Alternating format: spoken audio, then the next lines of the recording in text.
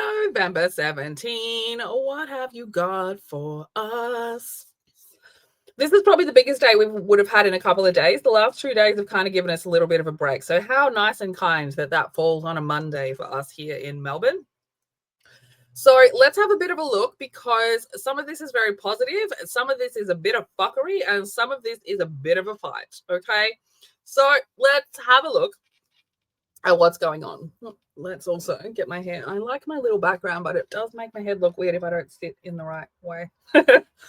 Anyway, you guys don't care about that. So let's have a look. A little bit of stress that requires something to be done about it here. Now, interestingly, we've got 14 degrees, okay?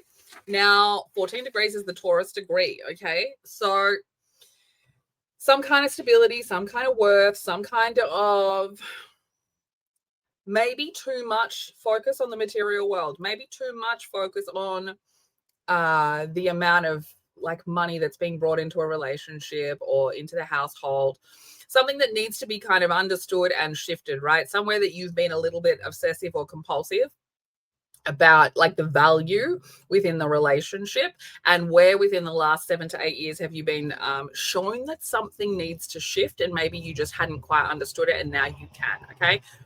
And then that's going to require something to really shift and, you know, be seen, like within this idea of needing an adjustment with where you're going, right? Now, 16 degrees is the Cancer degree, okay? So this could have a lot to do with your family and what your family would find comfortable or uncomfortable in regards to like moving forward, changing things, coming at like the whole concept of family and relationships from your own individual perspective, not like based on 100 years of what your family told you, okay? So then we get to 8:11 a.m. and we get a semi-square to Mercury. This could be a bit of an egotistical argument, right? Because Mercury is now back at 2 degrees of Sag, so we're back at a Taurus fucking degree. So we're digging our heels in, but we're also like a bit of a know-it-all energy, okay? And so 17 degrees, that's a Libra moon at 17 degrees, which is a Leo degree.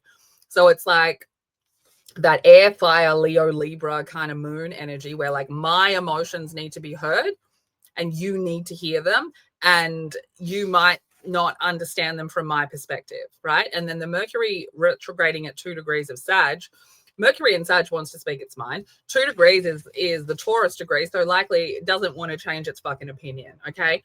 Now, semi-squares aren't really ones that can be, you know, they're not always felt by people. But if you find yourself in that situation, then you probably will feel this one, right? But some kind of outworn situation, you need to let go of it, right? You need to let go of it. So that could be, you know, a journey that you're on in the relationship. That could be, you know, maybe you've just found something out, because this Mercury retrograde is looking for secrets. So, you know, you might be dealing with someone very egotistical in the relationship. You might be the one who's a bit egotistical in the relationship. You might be dealing with someone who is a bit sharp-tongued about, you know, what your worth is, okay? Those are the sort of situations that you're really going to have to look at what needs to be shed and gotten rid of, okay? Then we get this trine to Jupiter. So, I mean, most of the stuff that's coming up in relationships now and for the last few months have been in relation to how you thought relationship should be, or who you thought you should be in relationships, but some sort of external idea of relationships and family that you've gotten from your parents or from their parents' parents, right? The ancestral line. And so 25 degrees it's the Aries degree, right? So it's I am. So it wants to know about you. It wants to know what your dark side looks like, sun in Scorpio, sun shining into that Scorpio component. It wants to know what you want, what you need, right? And Jupiter now retrograding at 25 degrees of Cancer is also asking for that, right? So that's why these two are working together, because that sun in Scorpio is like looking into the shadow component, and the Jupiter in Cancer is expanding your idea and concept of family, either like across time, right? So you're looking at your ancestors a little bit more, or like you're sitting on the outside. So you're really looking in and going, oh my God, that's why I packed that thing up about myself, because, you know, Aunt Trish, who I, you know, used to see once every fortnight, would tell me XYZ about who I was as a person.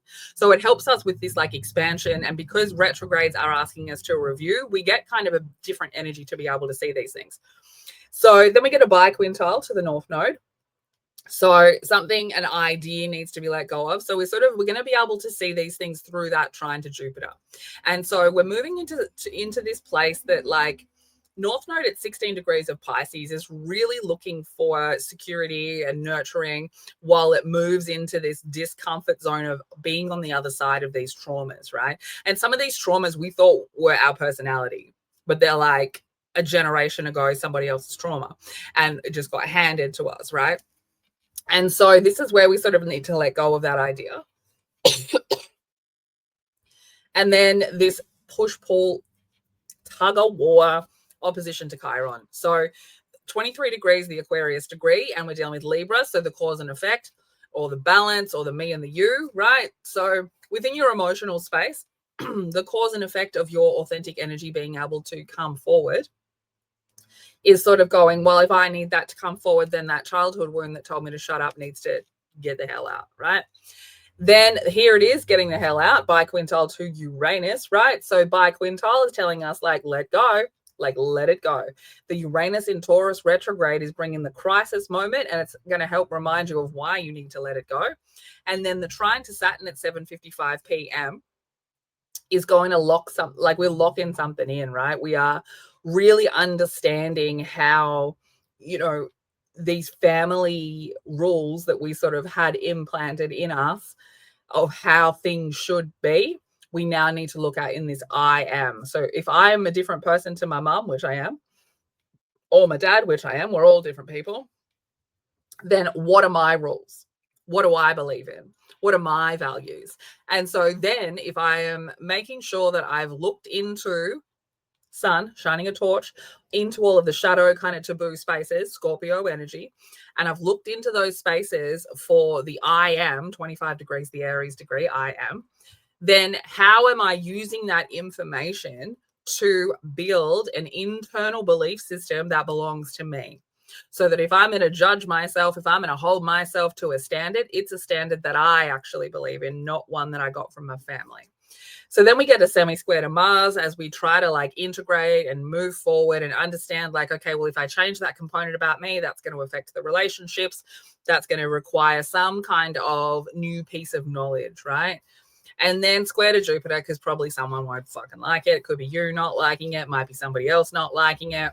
But this is where, like, somebody's emotions, maybe yours, maybe somebody else's, is really stuck in that kind of stomping foot, my feelings.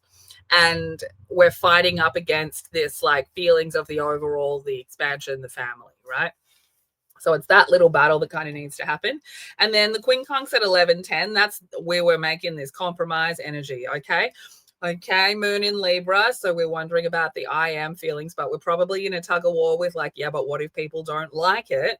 And this goes, we'll make a fucking compromise because you can't have it both ways. And one of these things need to be locked in.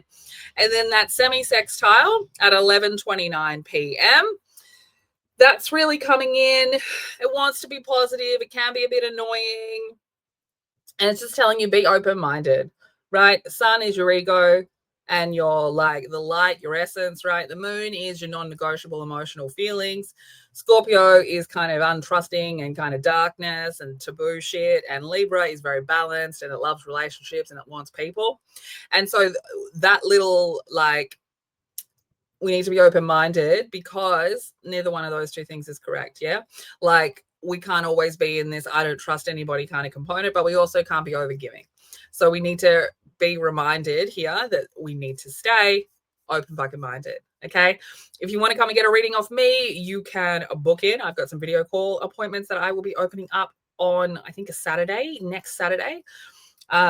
Which I don't normally open those up. So if you do need a Saturday appointment, make sure you lock it in because I won't have many between now and Christmas. And speaking of Christmas, you can also get a gift voucher because what better Christmas present than having me tell you about the secrets that are written in it? Okay, stay weird.